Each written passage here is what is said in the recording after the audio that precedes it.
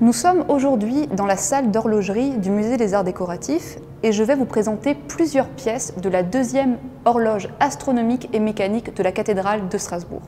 La cathédrale de Strasbourg a abrité successivement 3 horloges astronomiques. Les 3 horloges astronomiques ont toutes été à la pointe du progrès et les meilleurs spécialistes de leur temps ont travaillé dessus. La première d'entre elles était appelée l'horloge des 3 rois et il nous reste aujourd'hui une seule pièce de cette horloge. Il s'agit du coq automate présent dans la salle d'horlogerie du musée qui est alors un chef-d'œuvre de mécanique médiévale et qui est à ce jour le plus ancien automate conservé dans un musée. Ce coq automate a été réemployé sur la deuxième horloge astronomique car en effet, à la fin du XVe siècle, la première horloge est hors d'état de fonctionner. Elle va donc être remplacée à partir de 1571 par la deuxième horloge astronomique. Celle-ci va être un chef-d'œuvre, de par la complexité de ses mécanismes, de par la précision de ses calculs astronomiques et de par la qualité de ses peintures et de ses automates. Plusieurs concepteurs et réalisateurs vont travailler sur cette horloge. Il y aura Conrad Dasypodius, mathématicien, Tobias Stimmer, peintre, et les 2 frères horlogers, Josias et Isaac Habrecht.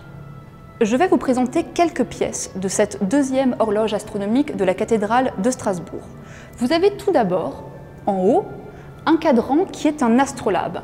Donc un astrolabe sert à présenter une synthèse des phénomènes célestes vus depuis la Terre. Dans le fond de l'astrolabe, à demi effacé, vous avez un tympan peint qui représente le ciel. Au-dessus de ce tympan, vous avez une sorte d'araignée sous forme de structure métallique qui était auparavant richement décorée et qui représente la voûte céleste. Et au-dessus, vous aviez des aiguilles.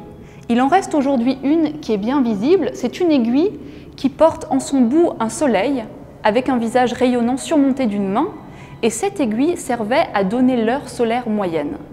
Elle était auparavant accompagnée de plusieurs autres aiguilles pouvant donner la position moyenne de la Lune. En dessous de l'astrolabe, vous avez un plus petit cadran, le cadran des minutes. Et en dessous de ce cadran des minutes, vous avez le calendrier civil et ecclésiastique, ce grand cadran. Il comporte plusieurs anneaux. L'anneau périphérique de couleur jaune est un calendrier civil présentant les mois, les jours et les saints du jour. Le disque intermédiaire, l'anneau intermédiaire, est un calendrier ecclésiastique présentant les fêtes religieuses, comme par exemple le dimanche de Pâques ou le dimanche de l'Avent. Il est précalculé pour 100 ans. Et donc, pour connaître les indications de l'année en cours, il suffit de regarder dans la petite réglette et nous avons donc les indications de l'année en cours. Et enfin, dans le disque central, vous avez une peinture représentant l'Alsace ainsi que les pays rhénans limitrophes et une vue de Strasbourg depuis le ciel. Enfin, devant le calendrier, vous avez le globe céleste, qui présente la voûte étoilée et la position des étoiles dans le ciel de Strasbourg. Ce globe pouvait s'animer, tourner, grâce à un mécanisme positionné juste en dessous. La deuxième horloge astronomique de la cathédrale de Strasbourg se trouve elle aussi, à un moment donné, hors d'état de fonctionner.